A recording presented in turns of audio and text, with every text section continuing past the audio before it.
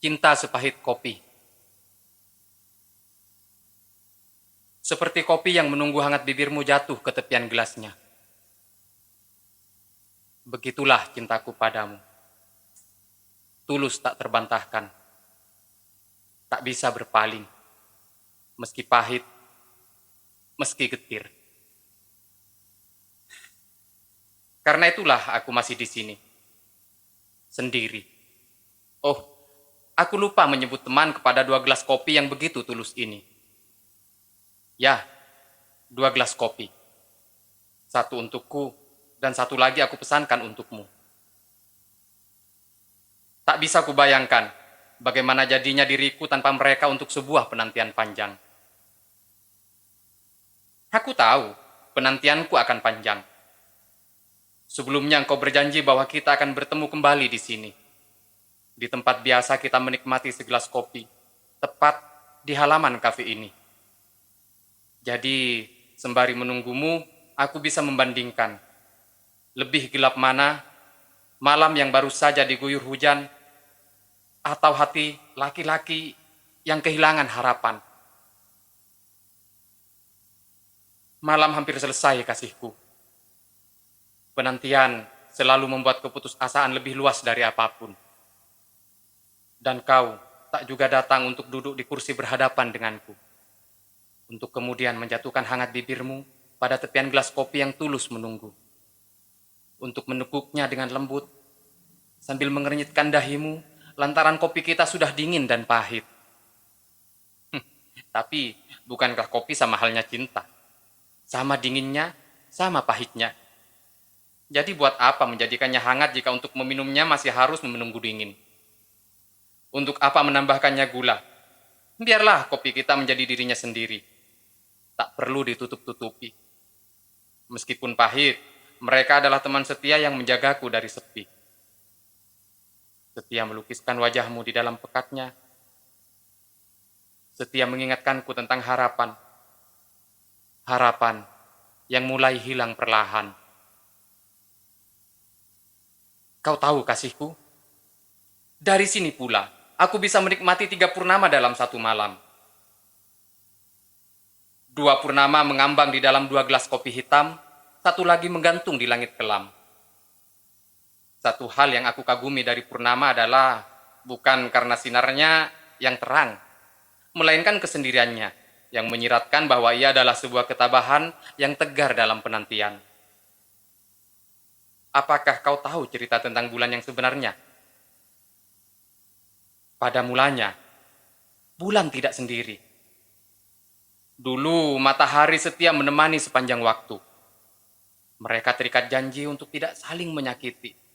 Kemudian orang-orang mulai membandingkan siapa di antara keduanya yang lebih terang, atau siapa yang paling sempurna bulatannya. Untuk alasan itulah mereka rela mengorbankan cintanya. Bulan merelakan matahari berpijar sepanjang siang. Sementara, bulan memilih bergantung pada malam. Ya, malam. Sebuah waktu di mana manusia mulai lelah dan tak lagi menghiraukannya. Tapi itulah hakikat cinta sejati. Pengorbanan.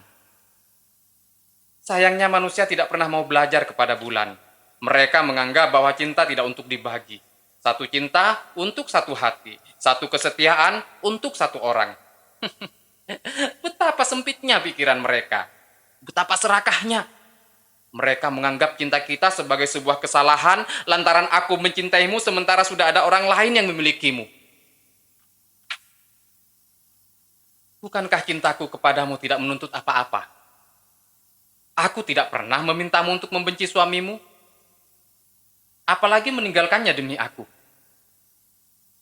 Aku tak mau mengorbankan kebahagiaan orang lain demi kebahagiaanku. Sungguh, cintaku kepadamu adalah cinta yang sebenarnya. Bukan cinta yang penuh pengekangan. Sederhana bukan? Yakinlah bahwa cinta itu memang sederhana. Sesederhana hulu yang merelakan riaknya mengalir jauh ke muara. Sesederhana tangkai yang merelakan kelopaknya jatuh berderai ke tanah. Atau sesederhana senja yang merelakan cahaya pergi meninggalkannya. Mereka pun tidak pernah menuntut apa-apa. Tidak menuntut bahwa yang dicintai harus dimiliki, tidak menuntut bahwa yang dikasihi harus dipatuhi, tidak juga menuntut bahwa setiap yang pergi harus kembali. Tapi begitulah manusia. Mereka lebih suka menjadi hakim untuk manusia yang lain. Orang-orang lebih suka menilai orang lain dari pikiran mereka sendiri. Kau tahu bagaimana mereka menilaiku? Patung. Mereka menganggapku tak lebih baik dari patung yang tertekuk di sudut taman. Dipenuhi lumut dan cita-cita yang kosong, mereka menganggapku bukan lagi bagian dari kehidupan. Setiap mata menatapku tajam, tanpa ampun, tanpa belas kasih. Seolah-olah aku telah melakukan dosa besar karena mencintaimu. Mencintai orang yang sudah menjadi milik orang lain. Apakah cinta adalah sebuah kesalahan? Kita tak pernah memintanya datang. Bahkan kita tak pernah tahu sejak kapan rasa itu hadir di hati kita masing-masing. Tiba-tiba kita sudah berada di dalamnya. Menjadi pemeran dalam alur cerita yang aneh. Dalam cerita bernama kesalahan. Kita juga tak pernah tahu bagaimana cerita ini akan berakhir. Atau akan menjadi apa nasib kita selanjutnya. Jadi pasrah saja. Pasrah pada penderitaan yang menimpa kita bersama atau menikmati setiap luka yang akan kita terima. Seberapapun sesaknya telingaku mendengar cacian, cibiran, juga tatapan sinis orang-orang, toh aku tetap di sini, menunggumu sepanjang waktu sampai malam benar-benar selesai. Mereka tak sedikit pun mengurangi kebesaran cintaku kepadamu. Di saat seperti itu, yang kulakukan adalah menatap pada segelas kopi pekat, membayangkan seolah-olah ia adalah sumur tanpa dasar yang bisa menyembunyikanku dari kepungan orang-orang. Aku melompat pada kedalamannya. Tubuhku melayang menuju suatu waktu di mana kita pernah bertemu. Aku ingat pertama kali kita bertemu di tempat ini. Bahkan aku masih ingat jelas warna bajumu. Saat itu kau mengenakan warna merah jambu. Rambutmu dibiarkan terurai lurus sebatas bahu. Sewaktu aku berjalan menuju kursi di halaman kafe tempatku biasa menikmati segelas kopi yang baru saja aku pesan, tiba-tiba tubuhmu membenturku saat kita berpapasan. Tentu saja, kopi di tanganku berhamburan ke lantai. Ada juga yang memercik di kemejaku, meninggalkan bekas hitam kecoklatan. Kau meminta maaf dan menawarkan minuman di tanganmu, yang juga baru kau pesan. Tapi, aku lihat bukan kopi. Sepertinya bir. Mungkin saat itu kau masih belum menyukai kopi. Aku tak pernah minum apapun di kafe ini selain kopi. Memang terkesan ganjil jika ada seorang laki-laki pergi ke kafe hanya untuk minum segelas kopi. Bukan bir. Belum sempat aku berkata apa-apa untuk membalas permintaan maafmu. Seketika ada seorang laki-laki melangkah cepat menarik tanganmu dengan keras. Ayo pulang! Selesaikan masalah kita. Nada bicaranya seperti sedang hendak meluapkan kemarahan yang cukup besar. Kafe yang semula ramai dengan percakapan orang-orang mendadak lengang. Semua mata tertuju padamu dan laki-laki yang menyeret tubuhmu ke dalam mobil lalu menutup pintunya dengan keras. Kau berlalu. Suasana kafe kembali riuh. Kali ini fokus pembicaraan mereka menjadi sama, yaitu tentang pertengkaranmu dengan laki-laki yang mungkin suamimu. Sementara aku masih berdiri, bingung dengan apa yang baru saja terjadi. Pelayan kafe memintaku untuk beranjak karena hendak membersihkan tumpahan kopi di lantai. Sambil menawarkan apakah aku mau diseduhkan segelas kopi lagi tanpa harus membayar. Tapi suasana hatiku sudah tak nyaman. Aku memilih pergi. Keesokan malamnya, aku kembali ke kafe ini. Selain tempat kerja, aku memang lebih banyak menghabiskan waktu di sini daripada di kamar kos yang sempit. Aku teguk kopi yang masih hangat dalam gelas di hadapanku. Belum aku temukan kopi senikmat ini di tempat lain. Ketika aku nyalakan sebatang rokok dan menghisapnya dalam-dalam, ingatan tentang kejadian semalam kembali terlintas di kepalaku. Tentang wangi parfummu yang tak sengaja aku hirup. Raut wajahmu yang diliputi rasa bersalah. Juga laki-laki yang menarikmu. Sebagai sesama laki-laki, aku rasa tak pantas memperlakukan perempuan sekasar itu di hadapan banyak orang. Ah, sial. Kenapa aku jadi memikirkan rumah tangga orang? Gumamku dalam hati. Segera aku keluarkan laptop dari ransel untuk memulai menulis. Tapi tak kunjung ketemukan kata pertama. Apa kursi ini ada yang menempati? Aku tersentak. Kau yang sedari tadi memenuhi pikiranku seketika benar-benar hadir di hadapan. Samar-samar aku lihat wajahmu diterpa cahaya lampu. Sebuah bandana melingkar di kepalamu. Tetapi rambutmu yang lurus tetap terurai sebatas bahu. Oh, tidak. Aku sendirian di sini. Jawabku tergagap. Boleh aku duduk? Tanyamu lagi. Ingin aku memintamu diam sejenak untuk melukis wajahmu. Tapi, aku bukan pelukis yang pandai memainkan garis dan warna. Aku hanya penulis yang gagal menemukan kata pertama. Akhirnya, aku simpan saja lekuk hidungmu yang mancung dalam ingatan. Begitu juga sepasang alismu yang tebal. Serta warna bibirmu yang kemerahan. Oh, silakan, jawabku. Lalu kau menarik kursi agak ke belakang. Sementara, aku semakin kebingungan mencari kalimat pertama untuk memulai pembicaraan.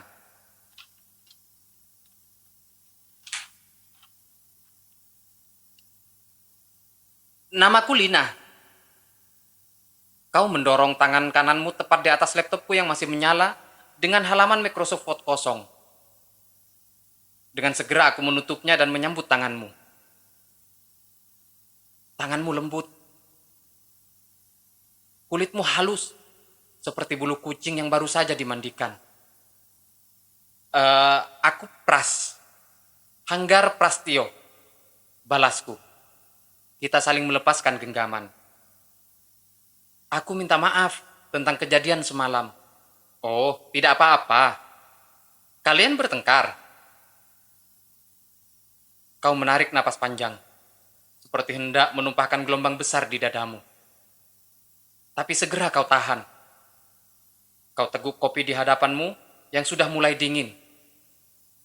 Kau berusaha terlihat tegar. Semula, 2 tahun pernikahan kami berjalan sempurna.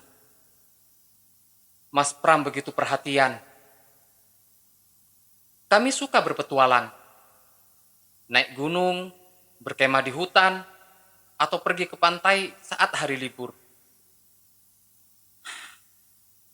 Tapi tidak 2 tahun setelahnya, rumah kami mulai dihinggapi kebisingan. Mas Pram tak lagi menikmati kopi yang aku buatkan setiap pagi sebelum dia bekerja. Pulang larut malam, dan menganggap setiap yang aku lakukan adalah sebuah kesalahan. Kalau begitu, sebaiknya kau pulang, daripada nanti bertengkar lagi. Mas Pram tidak pernah pulang setelah kami bertengkar. Kadang-kadang sampai 5 hari dia baru kembali. Tapi mungkin aku lebih baik pulang, kembali pada kesepianku sendiri. Maaf, telah menyita waktumu. Kau pergi meninggalkan kopi yang masih tersisa setengah. Aku merasa bersalah telah membuatmu merasa terusir. Aku menderita demam komunikasi. Tak begitu pandai memainkan suasana. Akhirnya, pertemuan kedua berlalu begitu saja. Aku kira pertemuan kedua akan menjadi akhir pertemuan kita. Ternyata, masih ada pertemuan ketiga, keempat, kelima, dan seterusnya. Sampai kita terasa begitu dekat. Sedekat dada dan punggungmu, yang tetap saja tak pernah bisa menyatu. Bagi kita pertemuan hanya sebatas merayakan sepi di dada kita masing-masing. Atau sekadar kesempatan melepas rindu. Melepas rindu hanya dengan saling menatap, menikmati kopi, atau membicarakan tingkah suamimu yang semakin hari semakin menjadi-jadi. Itu saja. Aku tak pernah mampu memberikan kecupan di keningmu, pipimu, atau bibirmu. Tentu saja terlintas hasrat untuk mencium keningmu dengan tulus, atau membelai rambutmu dengan lembut, memegang tanganmu dengan mesra, atau memberikan satu kecupan di bibir manismu. Tapi tidak, aku tak pernah bisa melakukannya. Setiap kali hasrat itu datang, setiap itu pula rasa takut menggempurku seperti hujan. Rasa takut yang membuat dadaku berdebar.